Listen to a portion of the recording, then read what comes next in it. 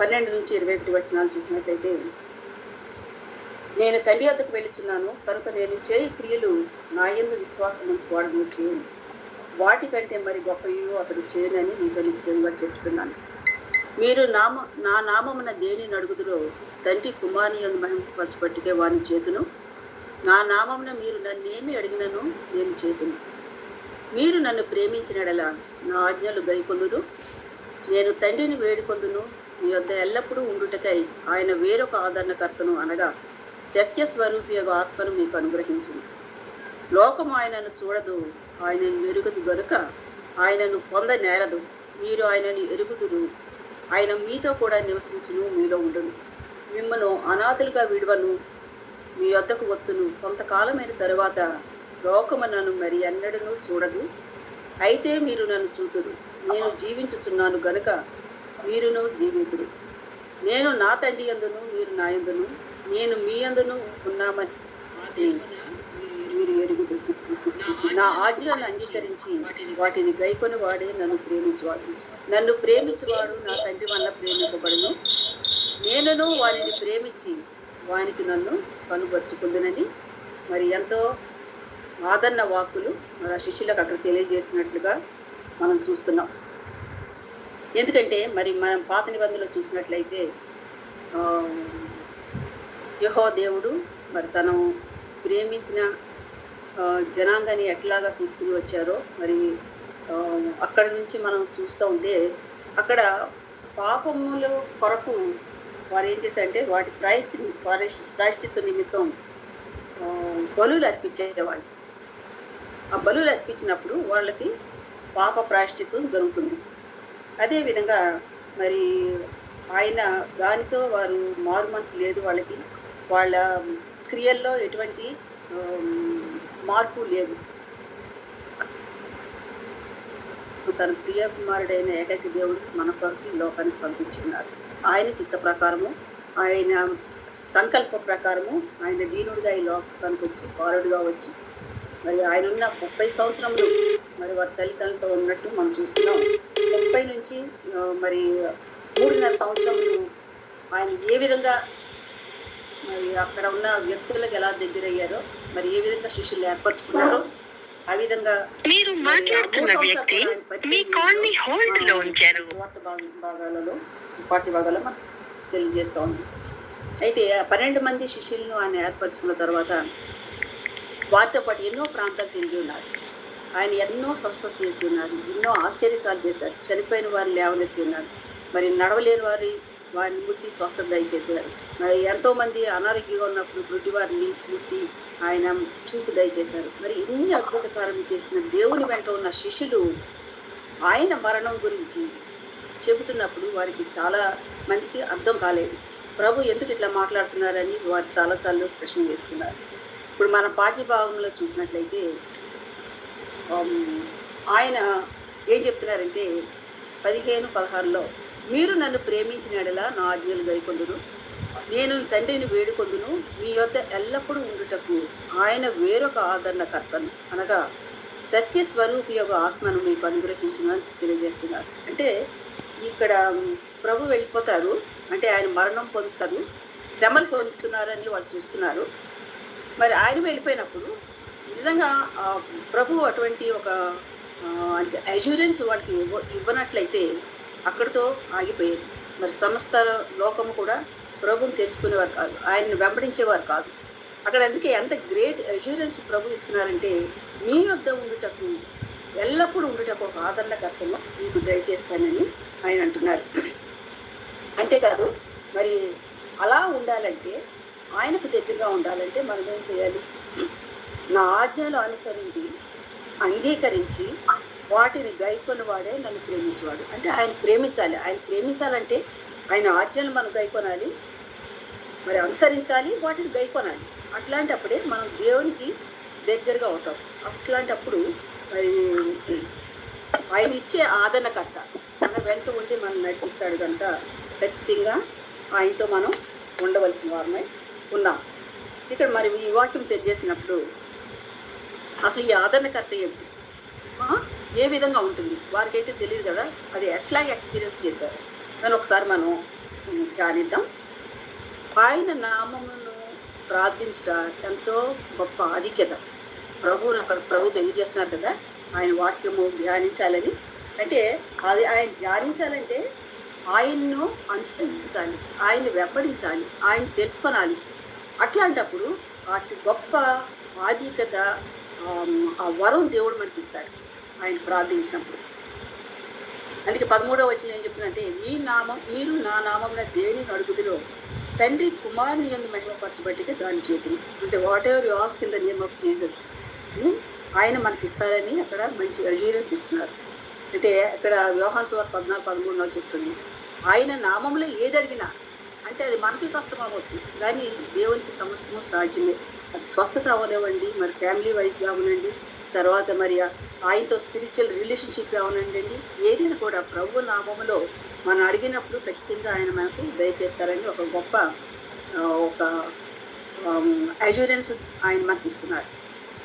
యేసు నామములో ఒక అధికారం ఉంటుంది, ఆయన నామంలో ఒక కమాండ్ ఉంటుంది. మత్తయి సువార్త 28:18 మనం చూసినప్పుడు ఆయన ఏమంటారంటే, పరలోకమందు భూమి మీద ఆయనకు సర్వాధికారం ఇవ్వబడి ఉంది. ఎందుకంటే ఆయన దేవాది దేవుని కుమారుడు కనుక ఆయనకు పరలోకమందు అక్కడే దేవుని సన్నిధిలోనే కాకుండా, తండ్రి యొక్క సన్నిధిలో కాకుండా మరి సర్వలోకమునకు ఆయన దేవుని కుమారుడికి లోకంకి వచ్చినప్పుడు ప్రతి దాని మీద కూడా ఆయనకు అధికారం ఇవ్వబడి ఉంది. అట్లే ఎందుకంటే ఆయన మరి ఒక దయ చేయడానికి కానీ, తీసివేయడానికి కానీ, మరి ఆయన బిడ్డలుగా చేసుకోవడానికి కానీ ప్రతి దాని మీద ఆయనకు అధికారం ఉంది. హెబ్రీయులు రాసిన పత్రిక 17:7 చూసినట్లయితే, వివిధ బలులు అర్పించట కంటే అది అట్లా అర్పించట అది ఎన్నడూ కూడా సంపూర్ణ స్థితి కలుగజేయదట. పాతకాలం మరి కాలంలో ఇస్తారు పాప నిబంధనలు మనం చూసినట్లయితే, ఎవరైనా పాపం చేస్తే వారి ప్రాయశ్చిత్తాల్లో మరి అక్కడ కోడేలు బలులు తీసుకొచ్చి ఆయన సన్నిధిలో అది అర్పించినట్లయితే, రక్తం చిందించినట్లయితే వారికి పాప క్షమాపణ దొరుకుతుంది. కానీ దానివల్ల ఎప్పుడు కూడా సంపూర్ణ సిద్ధి కలుగజేయదు. ఎందుకంటే ప్రభు ఏమంటే అక్కడ 7వ వచనం ఏంటంటే, దేవా నీ చిత్తము నెరవేర్చడానికి నేను వచ్చి ఉన్నాను. ఎందుకు ఈ లోకానికి వచ్చి ఉన్నారు? ఆయన రావాల్సిన అవసరం ఏముంది? తండ్రి చిత్తము నెరవేర్చడానికి మాత్రమే ఆయన ఈ లోకానికి వచ్చారు. వచ్చి మరి సర్వలోకమైన అధికారం కలిగినప్పుడు ఆయన సమస్త ప్రజల మనసు, ఆయనకు హృదయము ఆయనకు తెలుసు. అందుకే అక్కడ ఇక్కడ మన 14-15 వచ్చిలో ఉన్నారంటే, మీరు నన్ను ఏమి అడిగిన చేతును, మరి ఆయన మనకు సమస్తము చేయాలంటే మనం ఏం చేయాలి? మనకు అంత గొప్ప మరి ఆదరణ ఆయన దయచేస్తున్నారు కదా, మంచి అష్యూరెన్స్ మనకి ఇస్తున్నారు కదా. మరి అట్లా చెయ్యాలంటే మనం ఆయనకి ఎట్లా ఉండాలి? ఆయన ఆజ్ఞలు పాటించాలి. అంతేకాకుండా ఆయనకి ఇష్టమైన బిడ్డలుగా ఉండాలి. మన మాటల్లో, తలంపులో, క్రియలో కూడా మరి క్రీస్తుని పోలి నడుచుకునే బిడ్డలుగా మనం ఉన్నప్పుడైతే ఆయనకి ఇష్టమైన బిడ్డలుగా ఉంటాం. అప్పుడు మనము ఆయనకు ఒక విశ్వాసిగా ఆయన సన్నిధిలో ప్రార్థించినప్పుడు మనం ఏమడిగినా కూడా దేవుడు మనకి ఇస్తాడని ఇక్కడ ఒక అభయం మనకి ఇస్తున్నారు, ఆదరణ దయచేస్తున్నారు. ఆయన నామంలో ఉండే ఘనత ఏంటి, అసలు ఆయన నామం ఉండే ప్రాముఖ్యత ఏంటి మనం చూసుకున్నట్లయితే, అపోస్తుల కార్యాల గ్రంథము 2వ అధ్యాయము 37-38 చూసినట్టయితే, మీరు మారు మనసు పొంది పాప క్షమాపణ నిమిత్తము మరి ప్రత్యేకంగా యేసుక్రీస్తు నామమున బాప్తిస్మం పొందుడి, అప్పుడు మీరు పరిశుద్ధాత్మ అను వరము పొందుదురు. ఈ విషయం పేతురు చెప్తున్నాడు. ఎందుకు చెప్తున్నాడంటే, మరి అక్కడ పరిశుద్ధాత్మని యేసు ప్రభువుని ఒప్పుకొని వారు పరిశుద్ధాత్మ అంటే బాప్తిస్మం పొందినట్లయితే వారు పరిశుద్ధాత్మ అనే వరము, ఈ ఆదరణకర్త ఇక్కడ మనకి యోహాను సువార్తలో ఆదరణకర్త గురించి దేవుడు చెప్తున్నాడు కనుక మరి అది వారు ఎక్స్పీరియన్స్ చేశారు కనుక వాళ్ళు అక్కడ ఏం చెప్తున్నారంటే, పేతురు ఏం చెప్తున్నాడంటే, మీరు మారు మనసు పొంది పాప క్షమాపణ నిమిత్తము మీరు ప్రార్థన చేసినట్లయితే యేసుక్రీస్తు నామములో బాప్తిస్మం పొందండి, అప్పుడు మీరు పరిశుద్ధాత్మ వరం అనే హోలీ స్పిరిట్ వస్తుందనే వరం పొందుతారని తెలియజేస్తున్నాడు. అంతేకాకుండా మరి యాక్ట్స్ 17:1-9 కూడా మనం చూసినట్టయితే, అక్కడ తెస్సలోనికే ఆయన ప్రాంతానికి వెళ్ళినప్పుడు అందరూ కూడా అక్కడ ఆయన వాడుకు చొప్పున యూదుల సమాజ మందిరానికి వెళ్ళి ఆయనతో ప్రార్థించడం, ప్రకటించడం ఆయనకి అలవాటుగా ఆయన వెళ్తున్నప్పుడు పౌలు అక్కడ ఏం చెప్తున్నాడంటే, క్రీస్తు శ్రమపడి మృతులలో లేచుట అవశ్యమని నేను ప్రచురపరచు యేసే క్రీస్తై ఉన్నాడని లేఖనముల ద్వారా తెలియజేశాను. అక్కడ క్రీస్తు తెలియని వారు ఎంతో మంది ఉన్నారు. అయితే ఆయనే క్రీస్తు, ఆయనే రక్షకుడు అని అక్కడ బహిరంగ ప్రకటిస్తున్నాడు. అక్కడ ప్రజలు మనం కొంచెం ఆ వర్సెస్లో చూసినట్లయితే వాళ్ళు ఏమనుకుంటారంటే ఈ పౌలు ఎంతో మంది క్రైస్తులు అనబడిన వారిని హింసించాడు, ఇక్కడికి వచ్చి మరి యేసే క్రీస్తు ప్రకటిస్తున్నాడు. ఒకవేళ అందరూ ఆయన వెంబడించినట్లయితే మరి అక్కడ తెస్సలోనికలో ఉన్న వాళ్ళు చేసే విగ్రహారాధన వారి అలవాట్లకు మరి ఒక భంగం కలిగిస్తుంది కనుక వాళ్ళని చెదరగొట్టాలని అక్కడ చూస్తున్నారు. అయితే అక్కడ పౌలు మాత్రం అక్కడ బహిరంగంగా అక్కడ ప్రకటిస్తున్నట్టుగా చూస్తున్నాం. ఎంతో మంది గ్రీసు దేశస్తులు స్త్రీలు మరి యేసే ప్రభు అని ఒప్పుకున్నారు. ఎంత గొప్ప విషయం అంటే ఒక్కసారి మరి ఆయన ఎక్స్పీరియన్స్ చేసిన దాన్ని అక్కడ ప్రకటించినప్పుడు వారందరూ కూడా దేవుని అంగీకరిస్తున్నట్టుగా చూస్తున్నాం. 16-18 వచ్చిన చూస్తే అపొస్తలుల కార్యములు అక్కడ పుతోను అనే ఒక దయ్యం పట్టిన స్త్రీని అలవాటుగా ఏం చేస్తున్నారు, వాళ్ళు తీసుకొచ్చి ఆమె చేత సోలు చెప్పిస్తున్నారు. అది ఓన్లీ లాభదాయకం. వాళ్ళు ఆవిడ చేత ఈ సోలు చెప్పించడం వల్ల లాభం ఆర్జిస్తున్నారు.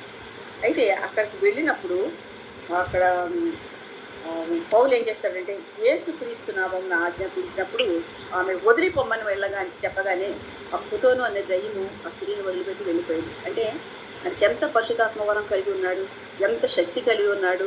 మరి యేసు ప్రభు వారు వారికి శిష్యులకు ఆజ్ఞాపించినట్లు మరి వారందరూ పరిశుద్ధాత్మ పొందినట్లు మనం అక్కడ చూస్తున్నాం. మరి ఎప్పుడైతే ఈ పౌలు కూడా యేసు క్రీస్తుని ఒప్పుకొని ఆయన దేవుడితో ఎన్కౌంటర్ అయినప్పుడు మరి ఆ నిజమైన దేవుడిని తెలుసుకున్నాడు. మరి ఆయన పేరిట జీవించే వాళ్ళందరూ కూడా హింసించాడు, తర్వాత వారిని చంపించాడు. అయినప్పటికీ ఎప్పుడైతే దేవుని తెలుసుకున్నాడో, దేవుని అంగీకరించాడో, మరి ఆయన నామం పేరిట ఎన్నో స్థలాల్లో అక్కడ ఎంతో అతనికి వ్యతిరేకత ఉన్నప్పటికీ అతను దేవుణ్ణి బహిరంగ ప్రకటించగలిగి ఉన్నాడు. ఎన్నో ఇబ్బందులు పడ్డాడు, ఎన్నో శ్రమలు పొందాడు. అయినప్పటికీ కూడా క్రీస్తుని మట్టుకు వదిలిపెట్టలేదు. దానికి కేవలం పరిశుద్ధాత్మ వరం, మరి దేవుడిచ్చిన ఆదరణకర్త, ఆ కంఫర్ట్లు బట్టి ఆయన ఎంతో మరి అక్కడ సువార్త చెప్పినట్లుగా మనం చూస్తున్నాం. మరొకటి మనం ఈ యోహాను సువార్త చూసినట్లయితే 14-17 వచనం చూసినట్లయితే తండ్రి ఏమి అడిగినను చేయను అంటే మనం ఒక తండ్రిని, ఒక హెవెన్లీ ఫాదర్ కాకుండా మన ఇంట్లో కానీ మనం ఎవరైనా ఒక ఫాదర్ని అడగాలంటే పిల్లలు ఏం చేస్తారు, ఎంతో నమ్మకంతో అడుగుతారు. వాళ్ళు ఒక ఆట వస్తువులు కానివ్వండి, లేదంటే ఏమైనా వాళ్ళకి ఒక ఫుడ్ కానివ్వండి, ఏమైనా కానీ మరి ఎంతో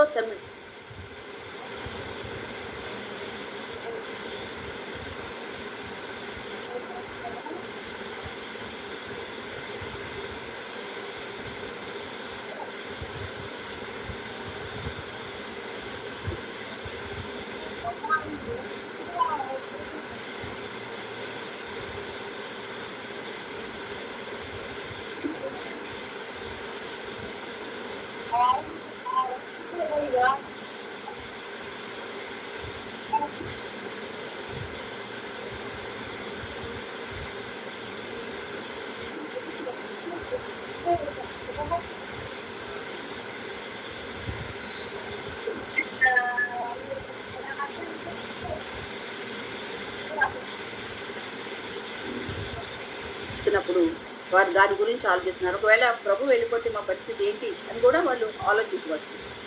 ఆదరణ, మరి మనశ్శాంతి, నెమ్మది లేని నిస్సహాయక స్థితిలో వారు ఉన్నారు. ఎందుకంటే ప్రభు వెళ్ళిపోతే నెక్స్ట్ ఏంటి, వారి కుటుంబాలని, వారి వ్యాపారాలని అన్నీ వదులుకొని ప్రభుని వెంబడించినప్పుడు ఇంతకాలం ఆయనతో వారు నడిచారు, మరి ఏ ప్రాంతంలో ఉంటే అక్కడ బస చేశారు. అటువంటి అప్పుడు మరి ప్రభు వెళ్ళిపోతే వారి పరిస్థితి ఏంటి, మరి ఏం చేయాలి అని ఒక నిస్సహాయ స్థితిలో వారు ఉన్నప్పుడు దేవుడు వారికి ఆదరణ కల్పిస్తానని ఆయన తెలియజేస్తున్నాడు. యేసు ప్రభు శిష్యులకు ఏమి కావాలో ఆయనకు తెలుసు ఖచ్చితంగా. ఎందుకంటే వారు దేనికోసం ఎదురు చూస్తున్నారో కూడా తెలిసింది కనుక ఆయన వాళ్ళతో ఆ ప్రామిస్, ఆ కాన్ఫిడెన్స్, ఆ ఎష్యూరెన్స్ దేవుడు వారికి తెలియజేస్తున్నాడు.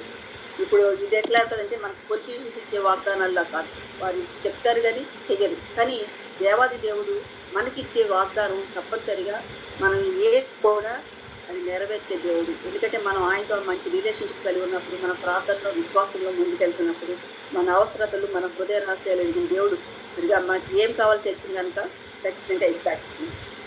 ఇది ఆయన ఇచ్చే వాగ్దానము, ఆయన ఇచ్చే ఈ కంఫర్ట్ మామూలుగా టెంపరీగా ఉండదు.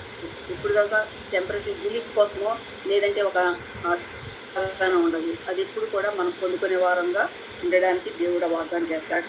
అంతేకాకుండా ఇక్కడ వారి శిష్యులతో ఆయన ఏమంటే విచారంలో ఉన్న వారికి ఆయన మాటలు ఆదరణ కలిగజేసే మరి మాటలు వాగ్దానం కూడా.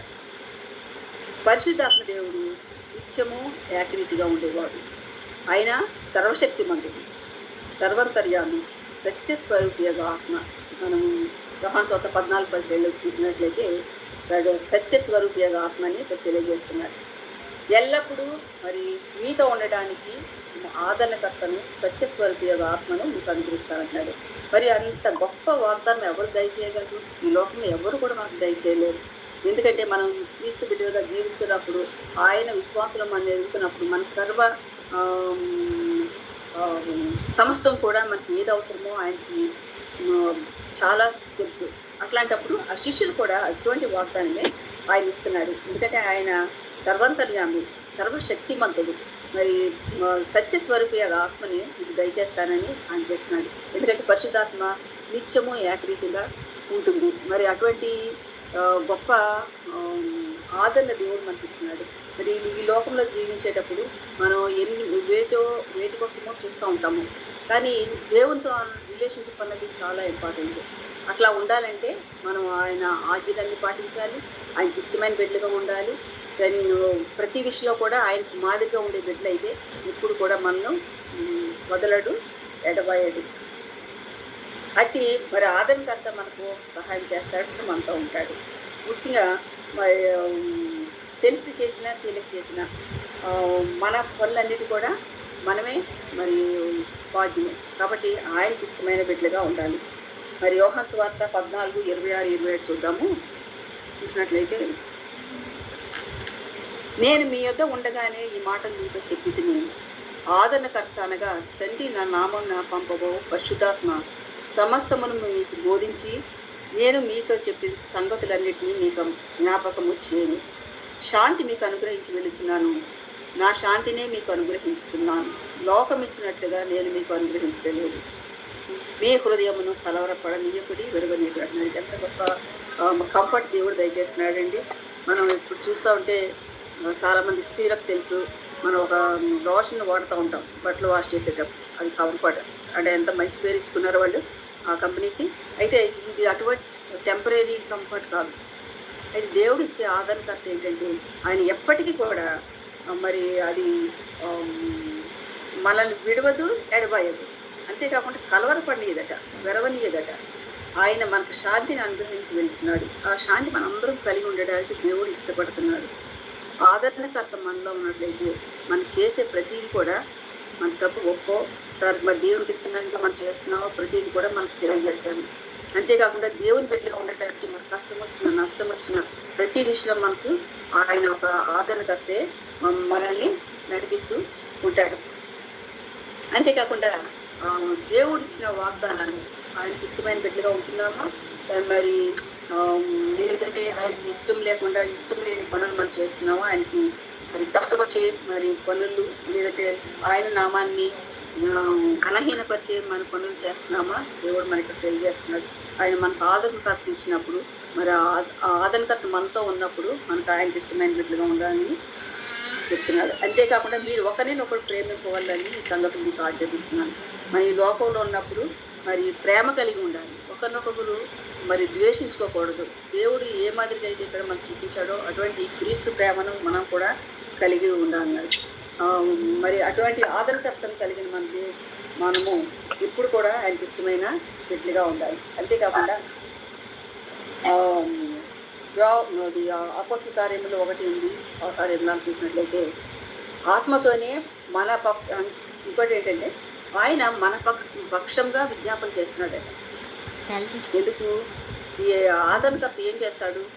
మనలో ఉంటాడు, మనల్ని సత్యంలో నడిపిస్తాడు, సత్యాన్ని మరి తెలియజేస్తాడు. ఒక సాక్షి ఉండడానికి మరి మనకి ఆ శక్తి ఇస్తాడు, దేవుడు శక్తి ఇస్తాడు. అంతేకాకుండా ఒక విశ్వాసిగా ఉన్నప్పుడు మన పక్షాన ఆయన విజ్ఞాపన చేస్తున్నాడంట. మరి ఆదరణకర్తలు కలిగిన శిష్యులకే కాదు, మనకు కూడా ఆదరణకర్తని ఆయన తెలియజేస్తున్నాడు. అట్లా ఉండాలంటే మనం ఏం చేయాలంట, నిత్యము ఆయన బిడ్డలుగా జీవించడానికి మనం ఉండాలి. మరి అది శిష్యులకి ఇచ్చిన మనశ్శాంతి నిస్సహాయ స్థితిలో ఉన్నప్పుడు, ఎప్పుడైతే వారు నిస్సహాయ స్థితిలో ఉన్నారో దేవుడికి చక్కటి మరి ఆదరణ చేసి వారిని మరి మిమ్మల్ని అనాథలుగా విడవను అని ఒక అభయం ఇచ్చి వెళ్తున్నాడు. మనల్ని కూడా ఈరోజు అదే మరి ప్రశ్న దేవుడు మనల్ని వేస్తున్నాడు. మనం ఎటువంటి పరిస్థితిలో ఉన్నామో, ఎటువంటి ఛాలెంజెస్లో ఉన్నామో, ఆ ఛాలెంజెస్లో ఉన్నప్పుడు మరి ఎంత విశ్వాసం అయినా కూడా మరి లోకం వైపు చూస్తారు, మనుషుల వైపు చూస్తారు. మనకి దేవుడు మనకి ఇచ్చిన కంఫర్ట్ని మర్చిపోయి, ఆ కంఫర్ట్ని మనం మర్చిపోయి, ఆదరణకర్త మనతో ఉన్నాడని మర్చిపోయి మన ఆలోచనలు మన తలంపులు వేరేగా ఉంటాయి. అట్లాంటప్పుడు మరి దేవుడు మనకి ఒక మంచి గ్రేట్ అజ్యూరెన్స్ ఎట్లా ఇస్తాడంటే, నేను మీతో కూడా ఉంటానని చెప్తున్నాను. ఆయన సర్వశక్తిమంతుడై ఉన్నాడు. మరి సత్యంలోకి నడిపించడానికి మనకు సహాయం చేసే ఉన్నాడు.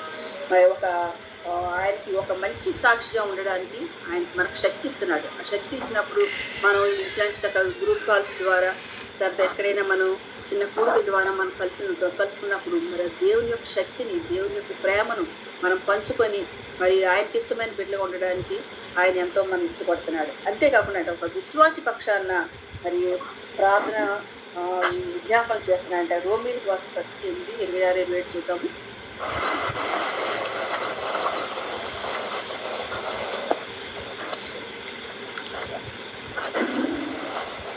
8వ అధ్యాయము 26 చూసినట్లయితే,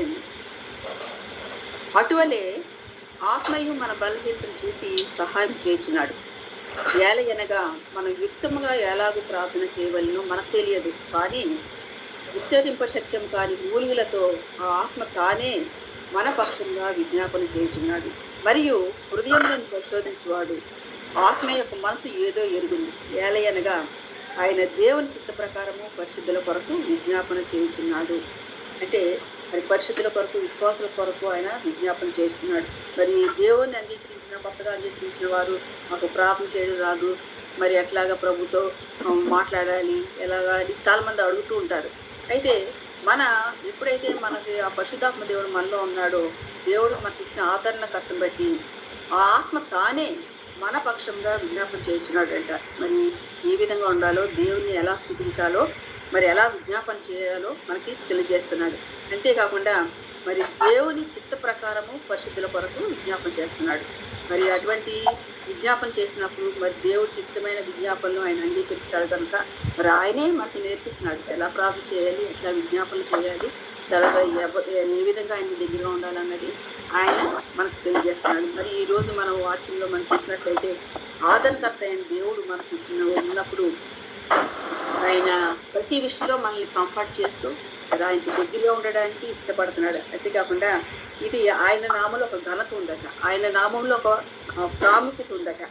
ఎందుకంటే మరి మీరు మారు మనసు పొంది పాప క్షమాపణ నిత్యము మరి యేసుక్రీస్తు నామమున బాప్తిసం పొందడని ఆయన అక్కడ తెలియజేస్తున్నాడు. ఎందుకంటే అప్పుడు మీరు పరిశుద్ధాత్మను వరం పొందుతారని పేరు చెప్తున్నాడు. అక్కడ ఎప్పుడైతే యేసుక్రీస్తు నామమున వారు పాప క్షమాపణ పొందారో, అంటే ఏసే రక్షకుడని, ఏసే క్రీస్తు అని వారు ఆయనను అంగీకరించారో, అప్పుడు ఏమవుతుందంటే పరిశుద్ధాత్మ అనే వరం, హోలీ స్పిరిట్ని వారు పొందగలుగుతారు. హోలీ స్పిరిట్ ఉన్నప్పుడు మరి ప్రతి ఒక్కరు కూడా క్రీస్తు బిడ్డలుగా, దేవుని బిడ్డలుగా జీవించడానికి మరి ఆ శక్తి వారు పొందుకునేవారే ఉంటారు. అంతేకాకుండా మరి ఆయన నామంలో ఏమడిగినా చేస్తారంటున్నాడు. అంటే మనకి రిక్వెస్ట్లు ఎలా ఉంటాయి, చాలా విజ్ఞాపన చేస్తాం మన కోసం, మనకు తెలిసిన వారి కోసం, మరి అస్వస్థత ఉన్న వారి కోసము, తర్వాత ఎవరైనా పిల్లల సీట్స్ రావాలన్నా, మరి క్లాస్లో మంచి గ్రేడ్స్ పొందుకోవాలన్నా, వారందరి కోసం ఎన్నో మనం విజ్ఞాపన దేవుని సన్నిధిలో ప్రార్థిస్తాం. ఖచ్చితంగా దేవుడు అందిస్తాడు. హృదయాన్ని చూసే పరిశీలించే దేవుడు మనం ఏ విధంగా ప్రార్థన చేస్తున్నామో, మరి ఇటువంటి అందరూ ఎక్కడైతే కూడుకొని ఇట్లా ప్రేయర్ సెల్స్ ఉన్నాయో, ప్రేయర్ మీటింగ్స్ ఉన్నాయో, కాన్ఫరెన్స్ కాల్స్ ఉన్నాయో, అవందరూ చేసినప్పుడు ఒక ఏక మనసుతో ప్రార్థించినప్పుడు దేవుడు వాటిని అంగీకరిస్తాడు. ఆయనకి ఇష్టమైన బిడ్డలుగా ఉండడానికి వస్తారు. మరి దేవుడు ఇష్టపడతాడు. అటువంటి ఆదరణకర్త గురించి మనం ఈరోజు తెలుసుకుంటున్నాము. ఆయన నామంలో ఏదైనా నెరవేరుస్తానని ఆయన అప్పగిస్తున్నాడు. అది ఒక కమాండ్. ఆయన నామంలో ఒక అధికారం ఉంటుంది, ఒక కమాండ్ ఉంటుంది. మరి పరలోకమందు ఉన్న భూమి మీద ఆయనకి సర్వాధికారం ఇవ్వబడింది కనుక ఆయన మాట ఎంతో మరి శక్తివంతమైంది. అది ఇంత శక్తివంతమైన దేవుణ్ణి ఆయన మాట ఒక స్వస్థత, ఆయన మాటతో స్వస్థత కలిగింది. ఒక మరి ఆయన చూపులో స్వస్థత ఉంది. మరి ఇటువంటి దేవాది దేవుని కలిగిన మనము మరి క్రీస్తుని వెంబడించే బిడ్డలుగా ఉన్నామా ఈరోజు మనం తెలుసుకోవాలి. అటువంటి ఆదరణకర్త కలిగిన మనము మరి దేవునికి ఇష్టమైన బిడ్డలుగా ఉంటున్నామా, ఆయన ఆజ్ఞలు పాటిస్తున్నామా, ఇతరులకు మాదిరిగా ఉంటున్నామా అని కూడా ఈరోజు మనం ప్రశ్నించుకోవాల్సిన వారమే ఉంటున్నాము. పౌలు ఎన్నో చోట్ల మన తన పరిచర్యలో ఎంతో ఆయన వెనుతిరుగక సిగ్గుపడక క్రీస్తుని బహిరంగ ప్రకటించగలిగి ఉన్నాడు. అంటే అక్కడ కూడా దేవాదేవుడు ఆయనలో ఏం చూశారంటే అతనుకున్న ఒక పట్టుదల, ఒక నమ్మకం, అతనుకున్న విశ్వాసం. మరి ఒకప్పుడు మరి క్రీస్తు బిడ్డలందరినీ కూడా సంహరించాడు. అయినప్పుడు కూడా అతను చేసే ప్రతి పనిలో ఒక దృఢంగా చేసే పని, ఆయనకున్న సంకల్పం అది ఎప్పుడూ కూడా అతను వదలలేదు, క్రీస్తుని వదలలేదు. వదిలిపెట్టకుండా మరి క్రీస్తు కొరకు చివరి వరకు కూడా పోరాడి మరి ఆయన కొరకు నిలబడి ఆయన ప్రకటించి ఎన్నో శ్రమలు, కష్టాలు, నష్టాలు, ఇబ్బందులు, మరి దిగంబరత అన్నీ ఉన్నప్పుడు కూడా ఆయన ఎప్పుడు కూడా క్రీస్తుని వదిలిపెట్టలేదు. మరి అటువంటి పౌలు మరి తన పరిచర్య అంతట్లో ఎన్నో ప్రాంతాల్లో దేవుడిని ప్రకటించగలిగాడు. ఇప్పటికీ కూడా అక్కడ ఎక్కడైతే దేవుడు తెలుసుకున్నారో ప్రాంతాల్లో మరి క్రీస్తుని అంగీకరించారో చాలా చోట్ల మరి ప్రభువుని అంగీకరించి అక్కడ ఎంతోమంది విశ్వాసులు ఏర్పడి ఉన్నారు. ప్రస్తుత పరిస్థితుల్లో ఎంతోమంది క్రీస్తుని అంగీకరించిన వాళ్ళు కూడా వారి విశ్వాసాల నుండి వెనక్కి వెళ్ళిపోతున్నారు. వారి కోసం మనం ప్రత్యేకంగా ప్రార్థించాలి. మరి ఎన్నో మరి ఆ పాపములో పడి మరి తప్పుడు పనుల్లో మరి ఆలోచనలో పడి ఎంతోమంది క్రీస్తుకు దూరం అయిపోతున్నారు. మనకి ఈరోజు మనకి ఈ ఆదరణకర్త ఏం తెలియజేస్తున్నాడంటే మనం దేవుని కొరకు నిలబడుతున్నామా, దేవుని కోసం మనం జీవిస్తున్నామా, దేవుని వాక్యాన్ని మన యాటిట్యూడ్ ద్వారా కానీ మన మాట ద్వారా కానీ మనం తలంపులో కానీ మనం దేవుని ప్రకటించే బిడ్డగా ఉంటున్నామా, దేవుడు మనం ఈరోజు కూడా అడుగుతున్నాడు. అటువంటి ఆదరణకర్త ఉన్నప్పుడు మరి దేవునికి ఇష్టమైన బిడ్డగా మనం కూడా ఉండాలి. అంతేకాకుండా 16 వచనం మనం చూసినట్లయితే చూద్దాము. యోహాను సువార్త 14:26 చూద్దాము.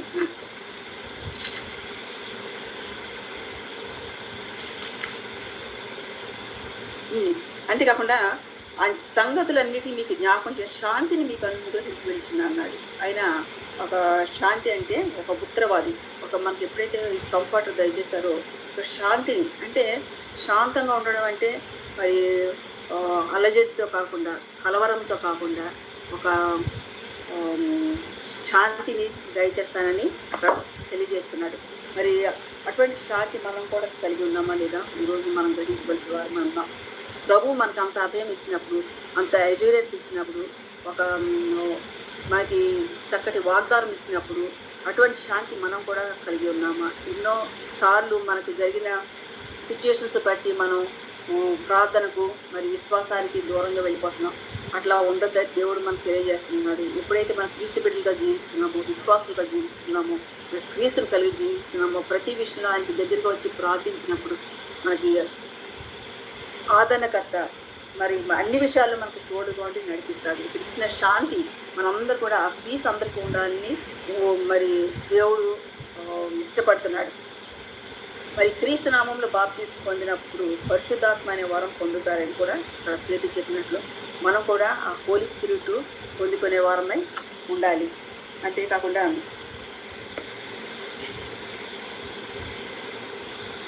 ఆయన నామం అన్ని నామముల కన్నా పై నామం మనకు తెలుసు కదా. మరి మామూలు నామం కాదు. యేసుక్రీస్తుని వెంబడించినట్టయితే అన్ని నామములు కొన్నా ఆయన పైన నామం. ఎందుకంటే దేవాది దేవుడు సర్వ సృష్టిని సృజించిన దేవుడు. మరి ఆయన మన కొరకు ఈ లోకానికి వచ్చి ఎన్నో శ్రమలు పొంది శిలువపై మరణించి తిరిగి సజీవంగా లేచిన దేవుడు. ఆయన నామం అన్ని నామముల కన్నా దేవుడు. ఆయన చనిపోయినప్పుడు ఎంతోమంది తెలుసుకున్నారు, ఈయనే నిజమైన దేవుడని తెలుసుకున్నారు.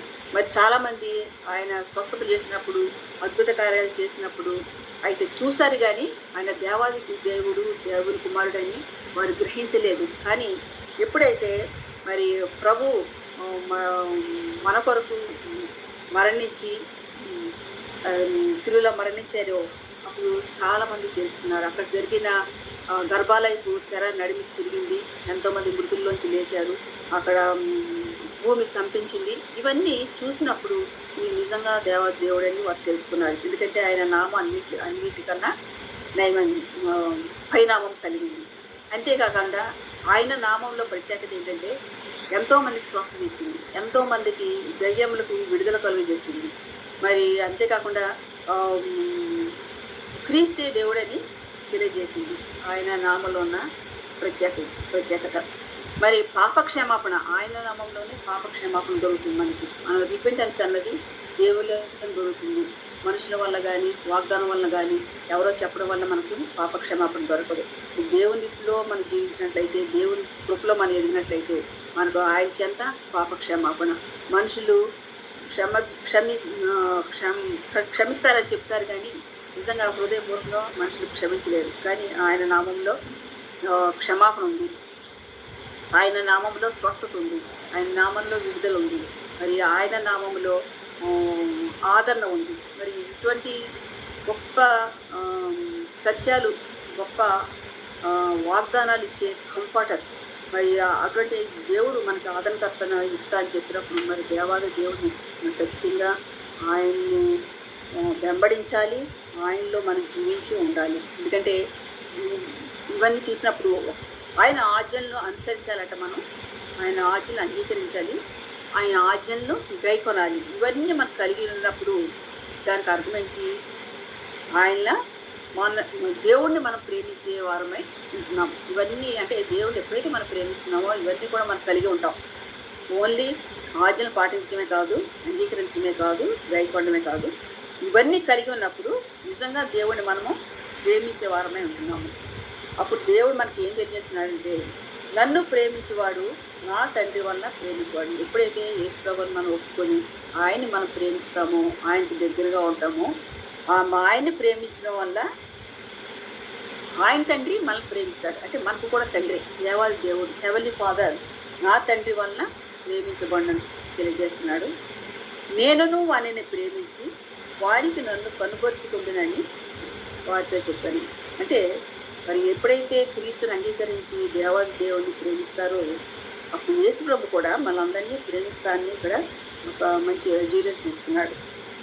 అంతేకాకుండా ధైర్యము వాగ్దానమే కాకుండా వారికి నన్ను కనుగొరుచుకుందని, అంటే ప్రత్యక్షంగా ఆయన్ని దగ్గర ప్రభువుని వారు చూడగలరు, ఆయనే ప్రత్యక్షపరచుకుందని వారితో చెప్పింది. మరి వాటి ఆధిక్యత మరి దేవుడు మనకి ఇంత చక్కగా ఇచ్చినప్పుడు మనం ఆయనకి ఏ విధంగా ఉంటున్నామా? ఆయనకి ఇష్టమైన బిడ్డలుగా ఉంటున్నామా? దేవుని చూడగలే బిడ్డలుగా ఉంటున్నామా? తండ్రి లోకాన్ని ప్రేమించేవారిగా ఉంటున్నామా? ఈరోజు మన దేవుడు ఇంకోసం మనల్ని ప్రశ్నిస్తున్నాడు.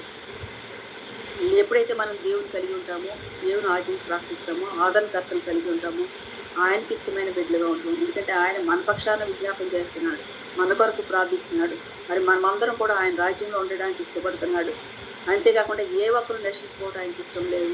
శిష్యులకు చెప్పినట్లే మనకు కూడా మరి నేరుగా వాక్యం ద్వారా మనతో మాట్లాడుతున్నాడు. ప్రతినిత్యము హెచ్చరిస్తున్నాడు, ప్రతినిత్యము మనల్ని ఆదరిస్తున్నాడు, ప్రతినిత్యము మనకి ఎంతో కంఫర్ట్ ఇస్తున్నాడు.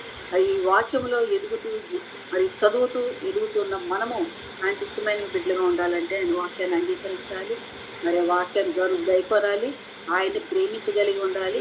ప్రేమించినప్పుడు ఆయన మనల్ని ప్రేమించడమే కాదంట, మనల్ని డైరెక్ట్గా మనతో ఇంటరాక్ట్ అవుతున్నాడు, ఆయన మనల్ని ప్రత్యక్షపరచుకుంటున్నాడు. మీరు ఒక్కసారి గమనించండి, మన జీవితాలందరిలో, మన ఫ్యామిలీస్లో మనం ఎన్నిసార్లు ప్రార్థన చేస్తే జరగదు అనుకున్న పని ఎన్నిసార్లు దేవుడు చేశాడు, ఎన్నిసార్లు ఆయన థ్యాంక్స్ చెప్పాం. మరి ఆ థ్యాంక్స్ చెప్పి మనం అలా వదిలేస్తామా? మరి అది ఎప్పుడు కూడా మనం మర్చిపోకుండా ప్రతి నిత్యము ఆయన సన్నిధిలో గడిపి మరి ఆయనకి ఇష్టమైన బిడ్డలుగా ఉండి మనకి ఇచ్చిన దేవుడు ఇచ్చిన ఈ ఆదరణకర్తను మనము ఇతరులకు ప్రకటించే బిడ్డలుగా, మరి ఆ పరిశుద్ధాత్మ వరం పొందుకున్న మనం కూడా ఆయన విశ్వాసంగా ఉండాలంటే ఆయనకి ఇష్టమైన బిడ్డలుగా ఉండాలి. ఆయన ఆజ్ఞలు పాటించే వారు ఉండాలి. అట్లాంటప్పుడు దేవుడు మనకి ఇచ్చిన ఆధిక్యత వల్ల మరి తండ్రి యొద్ద మరి ఆయనకి ఎట్లా అధికారం ఉందో, మరి యేసయ్య నామములో అధికారము వారికి ఉందో అది ఆధిక్యత మనకు కూడా ఇస్తానంటున్నాడు. అంతేకాకుండా ఆయన వాగ్దానము మరలా జరుగుతుందని చెప్తున్నాడు. మరి ఏమి ఆయన నామం పేరుకి ఏమి అడిగినా కూడా జరుగుతుందని చెప్తున్నాడు. మరి వారి అవసరతలు తీరుస్తాడు. మరి ఇవన్నీ కూడా దేవునికి ఇష్టమైన బిడ్డలుగా ఉంటాయి. ఇవన్నీ కూడా దేవుడు మనకు దయచేస్తాడని ఆయన చెప్తున్నాడు. ఇంకా అంతేకాకుండా ఎప్పుడు ప్రతి సమస్యకు మరి ఒక ఉపశమనం ఉంటుంది, అంటే తాత్కాలికంగా ఉంటుంది. కానీ దేవుడిచ్చే వాగ్దానం ఎప్పుడు కూడా టెంపరీ కాదు, అది పర్మనెంట్ ఇచ్చే ఆయన కంఫర్ట్, అది ఎప్పటికీ ఉండే పరిష్కారం, శాశ్వతంగా ఉండే పరిష్కారం. మరి అటువంటి వాగ్దానం చేస్తానని దేవుడు మనకు తెలియజేస్తున్నాడు. అట్టి వాగ్దానం చేసిన దేవుణ్ణి మరి ఆయన దగ్గర ఉండడానికి మనం ప్రార్థిద్దాం. ఇది ఆదరణకర్త ఇచ్చిన దేవుడిని మనకు శాంతిని ఇస్తా అంటున్నాడు. అందరూ కూడా పీస్ ఆఫ్ మైండ్ చాలా అవసరం. ఎందుకంటే ఉదయం లేచిన దగ్గర నుంచి పడకలు వెళ్ళేవారు కూడా మరి ఎన్నో ఆలోచనలు, తలంపులు ఎంతో మందితో మాట్లాడుతూ ఉంటాం. మరి మనకు తెలిసి తెలియక ఎన్నో తప్పిదములు కానీ మరి మాటల్లో పొరపచ్చాలు కానీ ఉంటాయి. అవి దేవునికి ఇష్టమైనవి కాదు. మరి అటువంటి ఆదరణకర్తను కలిగిన మనం మరి దేవునికి ఇష్టమైన బిడ్డలుగా ఉంటూ ఆయన వాక్యంలో జీవిస్తూ ఆయన వాక్యానుసారంగా ఉంటూ మరి ఆ గొప్ప సత్యాన్ని మనకి ఇతరులకు ప్రయత్నించే బిడ్డలుగా ఉండడానికి దేవుడు మనందరికీ సహాయం చేయదు కాక. దేవుడి వాక్యం జీవించి